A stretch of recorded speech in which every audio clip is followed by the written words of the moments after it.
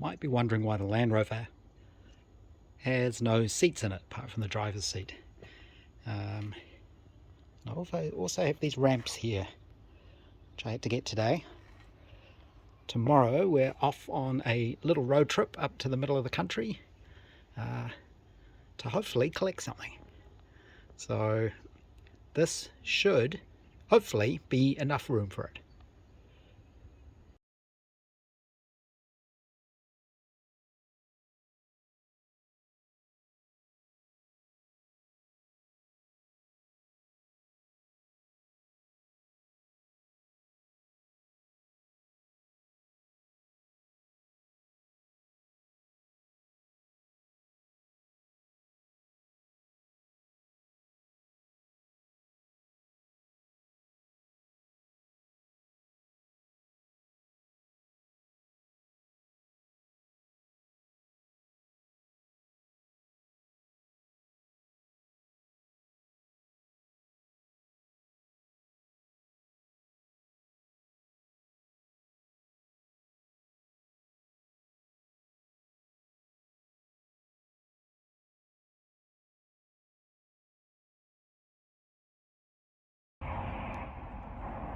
So hopefully the time-lapse worked. The battery in the camera ran out just before the reveal of the mountain, which was probably the most interesting bit of the trip. But I pulled over and changed the battery, so we should have got some of that. And I've actually gone past where I'm going, just 5 minutes up the road, to come to a place I've always wanted to come and visit, which is a memorial to where New Zealand had its worst train disaster. It was in 1953, I think. I'm sure the signs over there will tell us.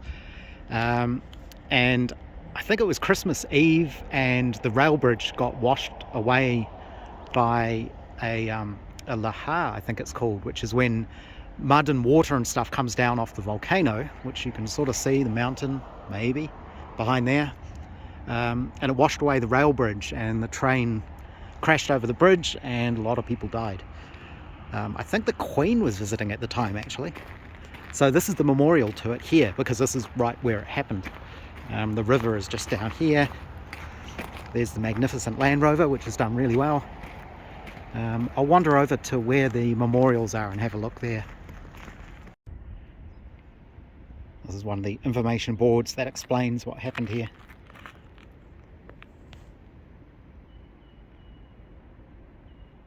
I guess if you want to read it, you can pause it, or you could look it up on Wikipedia.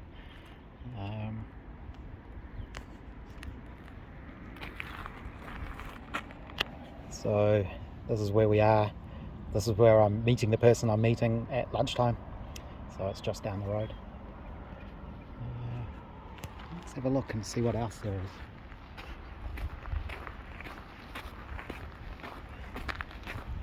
It's very quiet here. There's one other person walking their dog.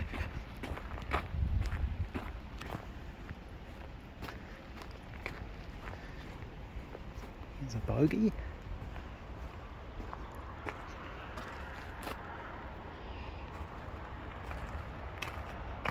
Unfortunately, that's a bit hard to read. This is, I guess, remains of the train.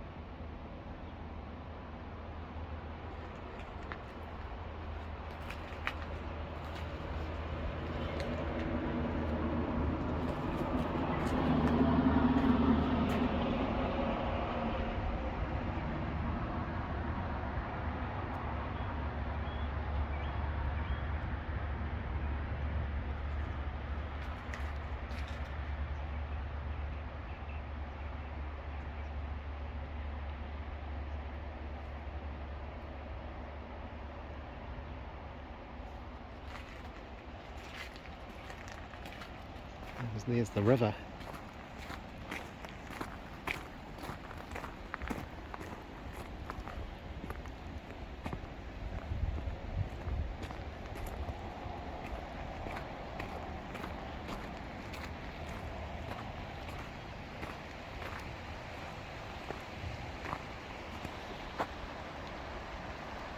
So of course I've caught the train up and down quite a few times.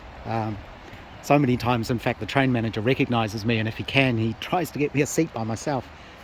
But I've always wondered about this place when you go past on the train, and you can see there's the rail bridge.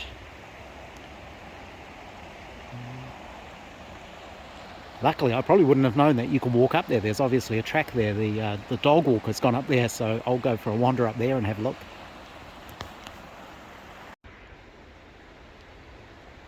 Okay, it's actually a little sort of walk.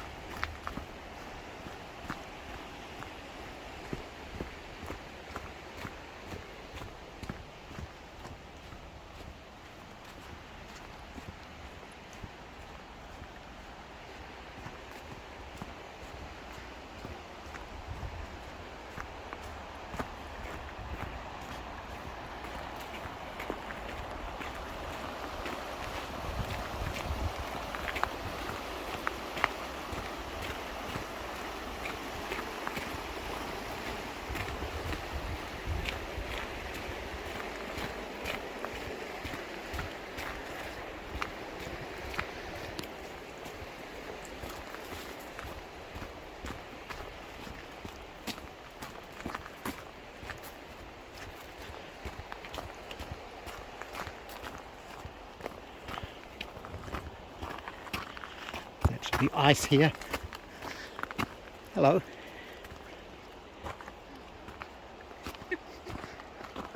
Hi there. It's slippery.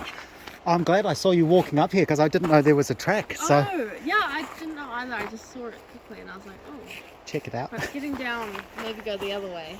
Oh, yeah, it is quite icy. Thanks.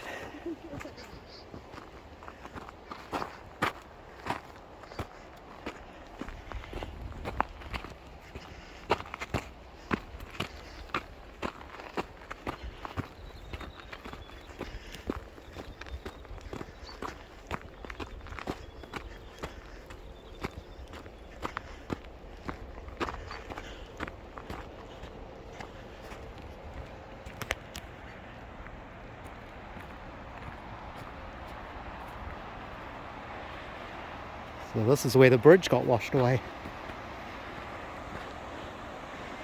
I'm very unfit, I'm puffed just walking up there. But, quite picturesque. And there's the mountain in the background. We're up in the central plateau, it's called here. So it's actually quite chilly. But I think I've gone over this bridge on the train 10 times at least. And I've never quite known where the memorial was. So, and I guess down there you can see the remains of the original bridge, which disappeared.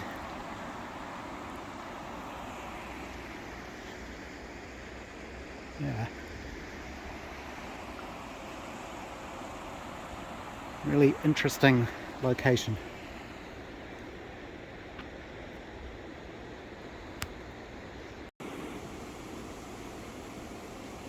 So this is showing right where we are. There's the bridge sort of along there, and there's the old bridge. So this kind of shows where everything ended up after the disaster. The locomotive was straight down here,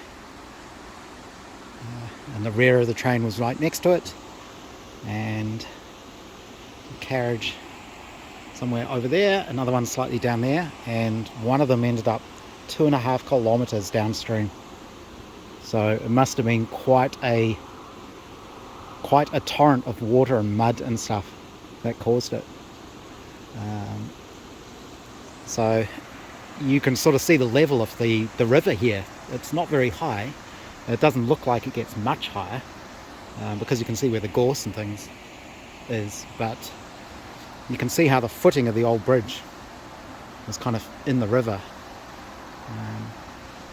I think now they monitor things like this, so there's actually monitoring in place in case something like that happens again, because there is a kind of, I think there's like a lake, or there's something at the top of the mountain that they monitor to make sure, you know, if the same sort of thing happens, they've got lots of warning. Yeah, like I say, very interesting, quite a eerie sort of place.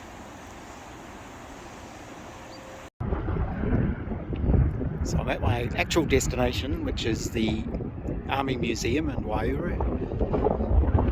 There's the Landy with the mountain behind it. It's very windy here, so I'm not sure if the sound's going to come out very well. So I've got a couple of hours, so I thought I'd come and actually check out the museum and see what's here. So, this is a light tank.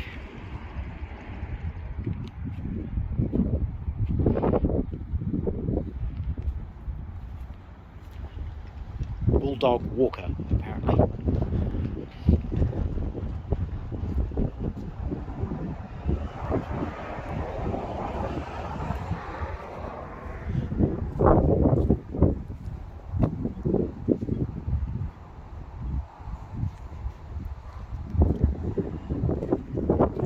There's a few cannon and various other armoured vehicles around. I'll wander down there and have a look at one of them.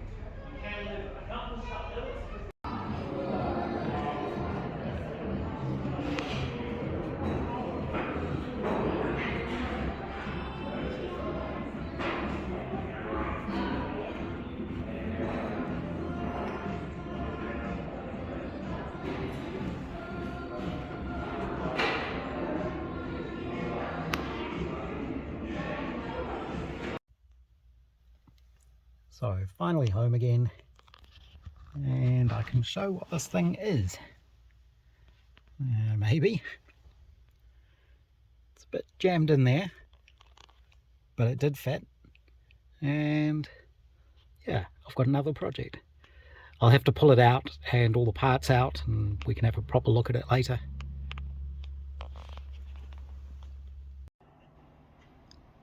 So finally back home again, and the car's unloaded.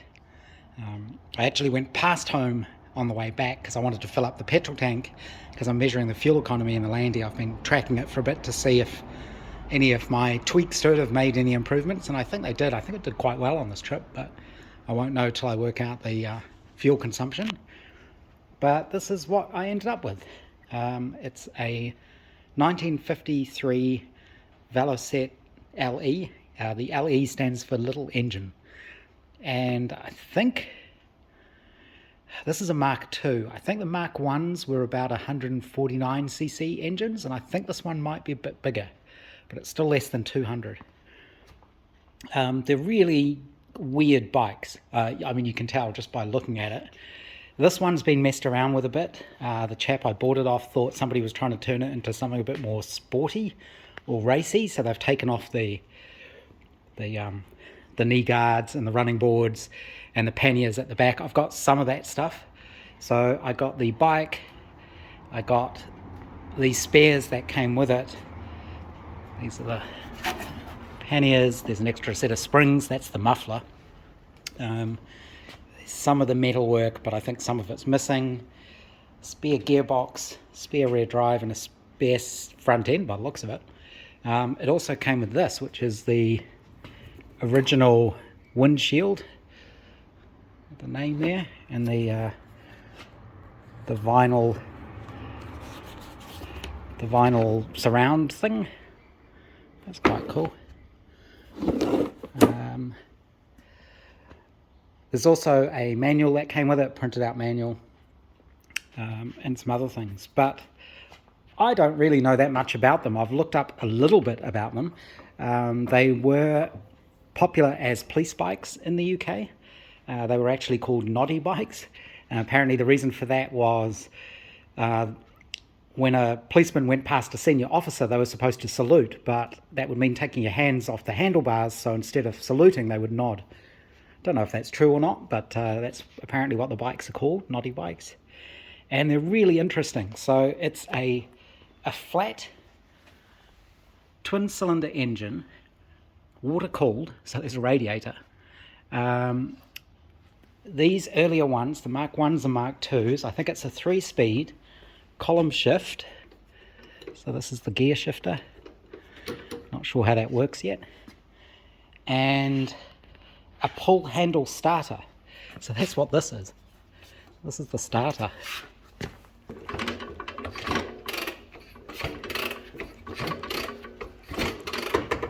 So the engine turns over and it sounds like it's got compression, but it's not running. This has been modified. I think that's a regulator of some kind. Somebody's gone through and done something to the wiring. These gauges aren't original, they shouldn't be there. What else? I'm not sure what else has changed on it. I don't really know. You can see there's wiring in there. It's all a bit of a mess. Of course, I will try and redo everything and put everything back to how it should be.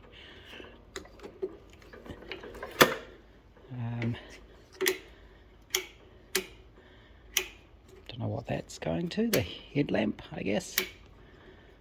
That's probably the horn. The seat. That's the space for the battery in there. I'm guessing they were 6-volt. The springs, apparently the springs kind of lock back into here. You twist them and they lock into place. These are apparently adjusters for the rear suspension, so you can adjust the rear shock absorbers. I don't know what this is. A piece of rubber hose. So I don't think the paint, this pinstriping stuff, none of that's original. Someone was obviously trying to do something with it. I'm not sure what sort of carb it's got. I think it's an amyl carb. It's in there.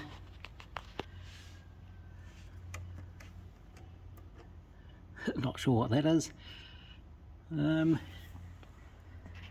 But yeah, it should make a really interesting little project. It's basically mostly all there, and I think a lot of the parts are available. from the UK, so of course I'm going to be spending money shipping parts around again, but that can't really be helped.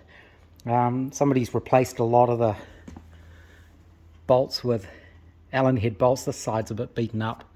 It needs a bit of metal work doing to it there. I don't know if this is the original radiator or not. I'm guessing it is. So hopefully that's good. There's nothing in it. Oh yeah, it's... Oh no, it says blue coal.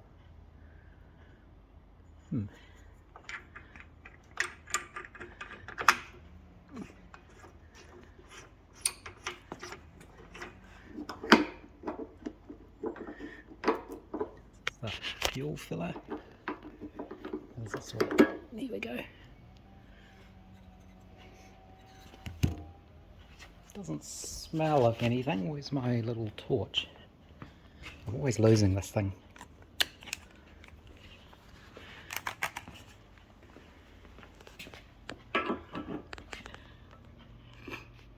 A little bit of rust in there. Don't know if we can see, but hopefully it hasn't rusted through. I don't know how big the tank is. How much of that is petrol tank?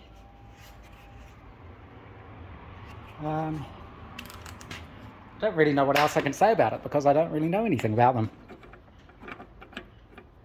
I'd say that's broken. Oh, maybe not. I'm betting a lot of this stuff is available anyway.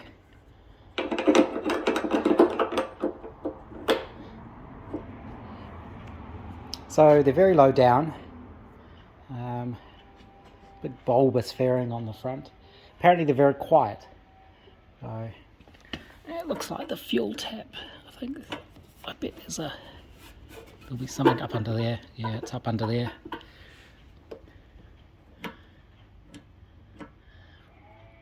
Looks like an original fuel tank. Fuel, not tank. Fuel tap.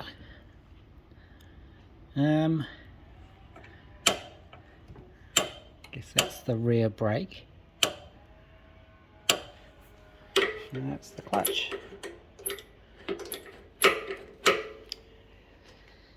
Now, let's see what this says.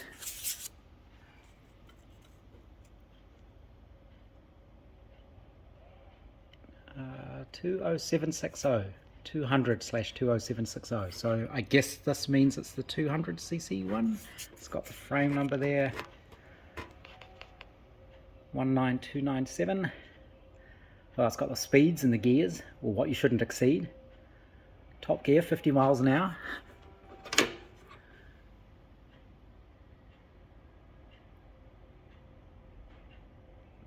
Birmingham, England. So hopefully from those numbers I can look it up and find out a bit more about it.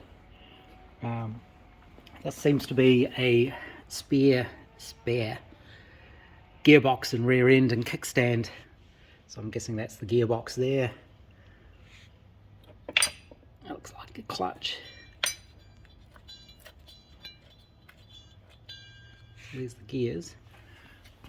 So I think this is one of the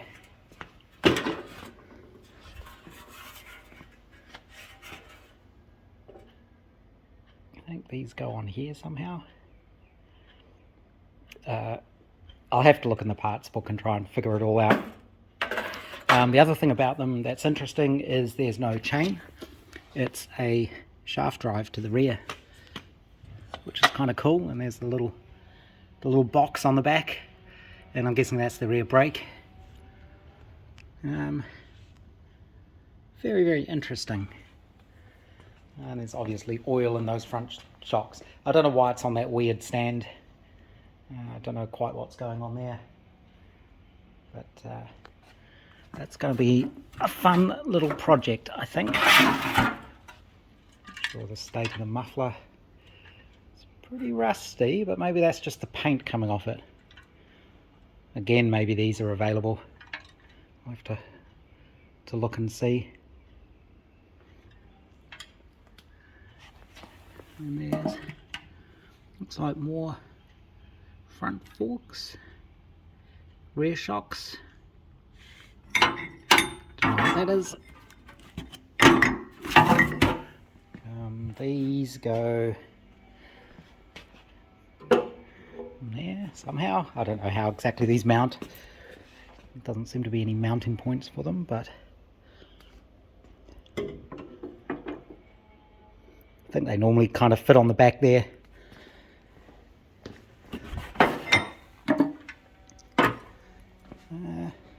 Yeah, and that's about it. So I ended up paying 1,400 New Zealand for it, so about £700, which I think is pretty good.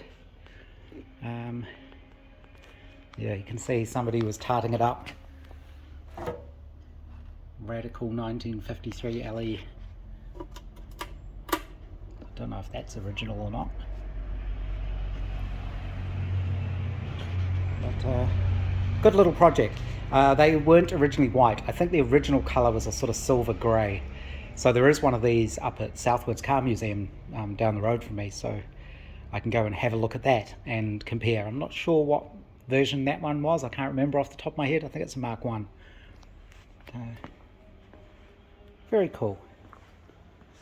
Very 1950s, almost French looking, I guess. But yeah, I just have to not let it distract me too much from the Riley there, which I'm still working on. I need to draw up some, do some drawings of the seatbelt mountings and how that might work, because I can't get them to fit the way they say they have to fit in the manual. But I think there might be a compromise, or I might be able to mount the brackets slightly differently, and that should be acceptable. But I'm going to get them to okay anything I do before I do it. So yeah, it's been an interesting and quite long day. It was a 2 hour 20-minute drive up there and 2 hours 20 back. But it's a pretty easy drive. It's not too hard. And I got to look around the Army Museum. I didn't really film inside the Army Museum. It's very dark and a lot of people milling around, and it's quite noisy, so you don't really get to see anything inside there, but it's worth visiting if you're going past.